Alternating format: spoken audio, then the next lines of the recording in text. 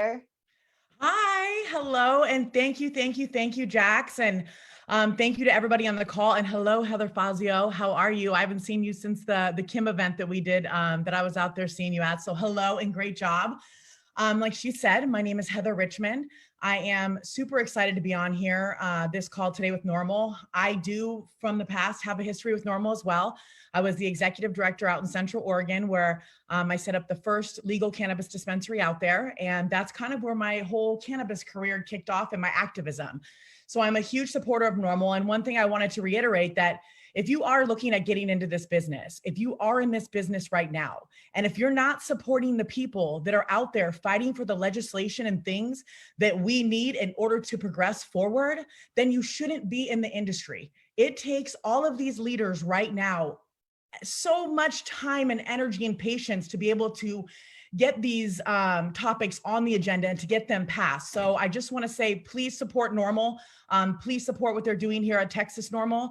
I'm a huge advocate for it, but I'm really excited today because we're going to talk about something that is where my heart lies. And that is in the manufacturing of hemp. So here we are in 2020, and we've had all this progression happen in the hemp world along with the Farm Bill.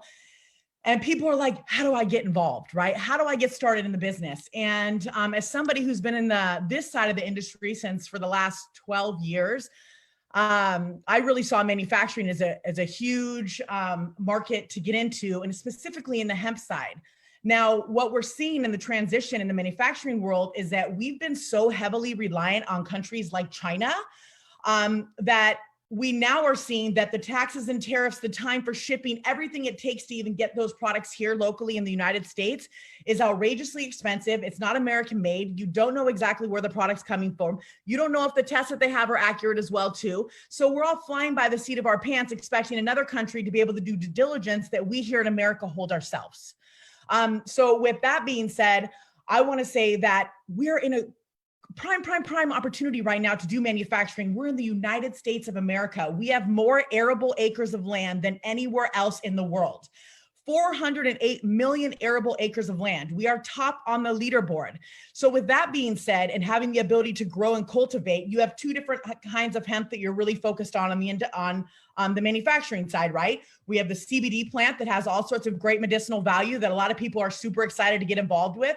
And then we have the industrial manufacturing side of hemp. So we're seeing a huge call for the manufacturing, and we're seeing it on the medical side, and we're seeing it on the industrial side.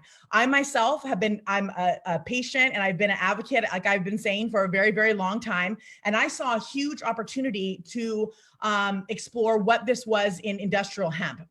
So what I have done now is I have been working diligently. I went across America and I started looking at different technologies and things that were in the industrial hemp side of things. I found a huge opportunity in hemp plastics.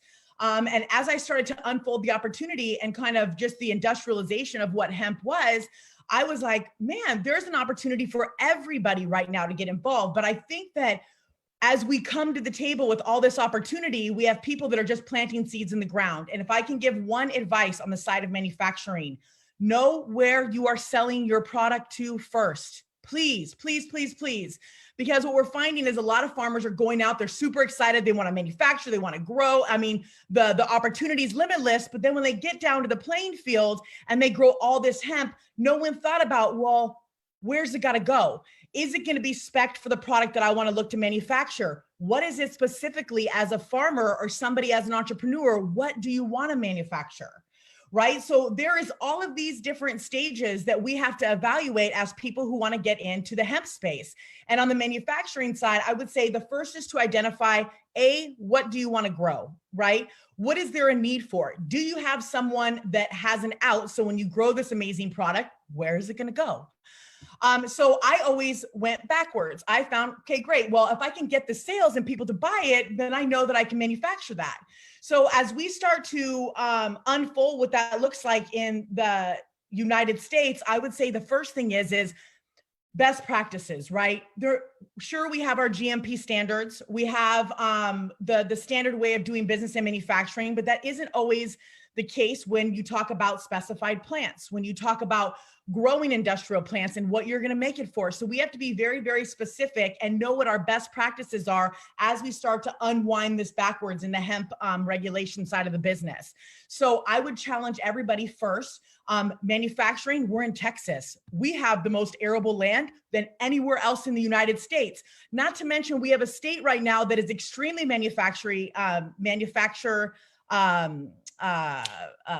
supportive, right? And we're seeing a big shift right now in the oil industry. We know there's a lot of people right now that need what? They need an opportunity to pivot from the industry they've been in and to create a manufacturing world right here in Texas. What does that lead to for us? A ton of opportunity, Texans. I myself now, as a fellow Texan, which I am very, very thrilled to be, am excited to see and want to open up my door for everybody. So just so we're on the same page, my website is runningwaterglobal.com. Heather Richmond, I want to be able to help because I know there's going to be questions. People are going to get off of here and be like, oh man, I don't even know where to start. Or just like we had spoke 5 minutes, but the speaker before me had spoke about, people are like, where do I get seeds? Where can I grow this at legally? What opportunities are available right now for me? And let me emphasize one thing. The United States has agricultural grants right now. Please, please, please, everybody, look into it, especially the female farmers. Listen, a female farmer can be awesome. And it's crazy because we've seen a lot of women not necessarily go full force into the farming side of the industry, but I'm finding here in Texas, it's quite the opposite. So when we talk about the industrialization of manufacturing and hemp, I think that it's a much wider topic. I think that we have to be very specific. I know we have 15 minutes, so I'm trying to give you guys just as much good knowledge as I can in that short amount of time. But I would identify farmers, please, please, please, please. I've seen it happen so many times over again. Everybody is super bold to go out and grow things and they want to manufacture, but what does that look like? Do you have a place to get rid of that? You don't want to be stuck in a position where you don't have anyone to buy the manufactured goods. And the next thing, and one of the final things that I really want to discuss is collaborate. Collaborate with other farmers, collaborate with other people in your community. Find out if you have one person who could grow a fiber and you can use some of that for fiber. Who's going to process and use hemp flower? Let's identify that cooperative group of farmers right now that can really, really support each other from the ground level. I would love to be able to offer, I've been through the ups and downs in this industry in a long time. And let me tell you, I've learned quite a few lessons and up until recently. And the one thing that I do know is that surrounding yourself with the right people is everything. So please, let's discuss further. I know there's going to be other questions that are popped up. I also have a tremendous amount of people that are looking to get product in the future, to create t-shirts and clothing companies, right? And all of these textiles that are coming out, even including the plastic side of the business. So I challenge everybody, really find out what you want your core and passion to be, and please know who you're going to sell your product to so you can get the manufacturing off the ground and be successful in doing it. Reach out to me. I would love to answer your questions. My email is heather@runningwaterglobal.com. My website is runningwaterglobal.com, and I can be found on Instagram at I'm with Heather Jane, and Facebook, Heather J. Richmond. I know that there's so much information for all of us and there's so many great speakers, and I'm going to pass the shield on because I know unless you have any other questions for me, Miss Jax, which thank you, thank you, thank you. You know how much I appreciate you and all the work that everybody's doing. And like, thank you, because it takes you guys to really, really make this happen. And whatever I can do to be supportive to anybody in the community, I'm here. I'm here to answer questions. Please reach out to me and reach out to Jax and get yourself a membership to NORML and support the people that are supporting you guys on the movement to be able to make this legal for everybody. So thank you, and many, many blessings. Thank you so much, Heather. You know, I went ahead and I dropped the link to your company in the comments, so people can go ahead and click on it there and learn a little bit more about the polymer and everything. You know, I really enjoyed talking to you yesterday, or whatever day we're in. I don't know. It's 420. That's what I know. But talking about, you know, that polymer, that plastic polymer, and using it to make like recyclable, low impact packaging for adult and medical products. So I think that's really important. Yeah. And also just one thing I want to add to that is the industrial side, right? So we're still doing the advancements right now on the hemp plastic side. There are some things that won't be molded right now with hemp plastics. We're doing a lot of the thick wall injection molding, and I'm currently in the process of building out a blow molding and injection molding facility right now in Youngstown, Ohio. and looking to create jobs there. I'm also looking to do that here in Texas. So other people that are looking to align in that industry, please feel free to reach out to me too. And I would love to be able to help give the capabilities to explore. But there is a lot of science that's coming out now. I'm partnering with universities as well for them to start doing more of that research. I think that the packaging and the injection molding, there's so many things that we see are used with plastic every day.